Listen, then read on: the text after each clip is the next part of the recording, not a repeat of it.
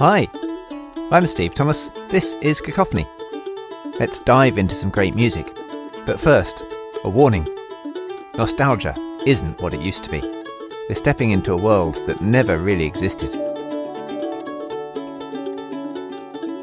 Last time on Cacophony, I was talking about folk music and the contrast between the overflowing joy that we hear in Eastern European stuff and the quiet but overwhelming melancholy that I hear in English music with traditional roots. And then I remembered Malcolm Arnold and his sets of orchestral dances, English, Scottish, Irish, Cornish and Welsh, and how Arnold can stomp and whoop and holler with the best of them.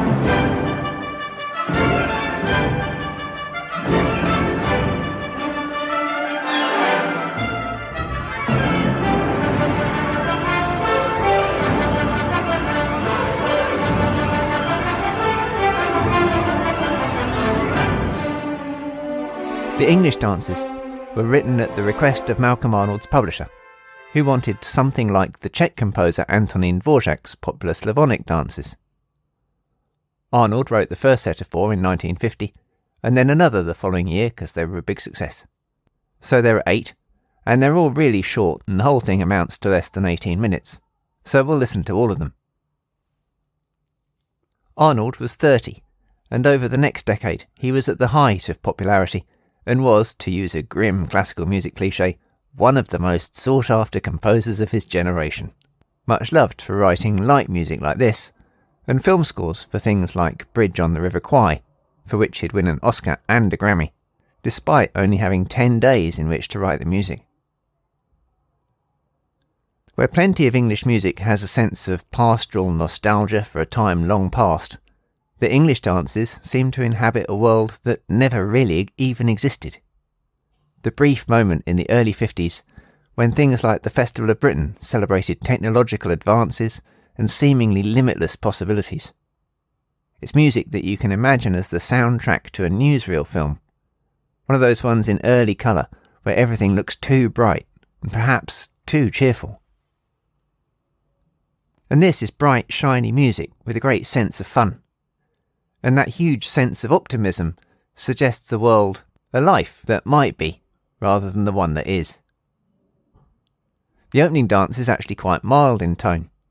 It's got a gentle strolling feel to it, perhaps one on a sunny spring afternoon.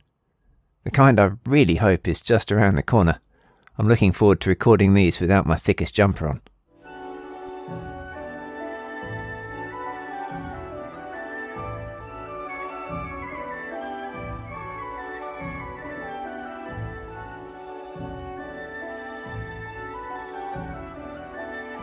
But the music still seems urban to me. There are features that recur in some of the other dances, the impression of bells, of churches or Westminster, and a brilliant shimmer to the orchestration, with flurries of woodwinds and little glimmering touches from triangles and tuned percussion. The Arnold orchestral swagger really gets going in the second number. In his 20s, he'd been a professional trumpeter, a job from which he had now already retired to concentrate on writing.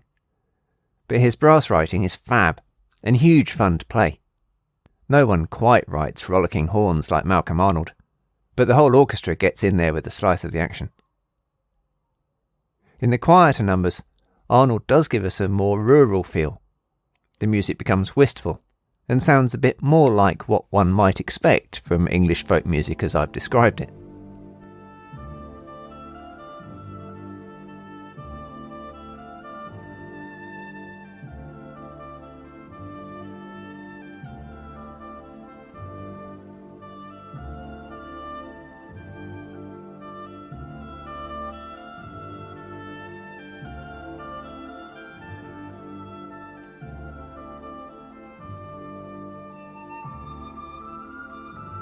But here's the thing.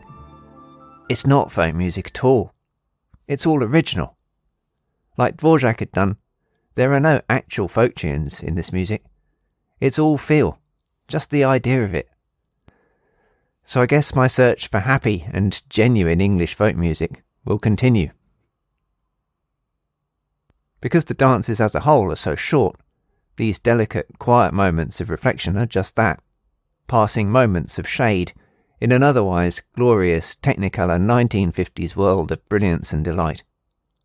Let's have a listen. Click on the links in the show notes for the complete music, and then tell me what you think. You can comment at cacophonyonline.com or send me a voice message. It's really easy.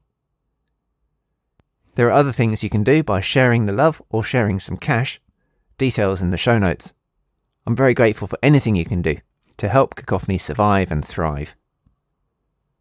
Those brief moments of cloud in the bright sunshine of the English dances do perhaps give a more accurate picture of Arnold himself. Malcolm Arnold was a difficult and troubled person, and much of his more serious music reflects this. There's a lot more to say about him, and a lot more great music to explore. We shall return to Malcolm Arnold.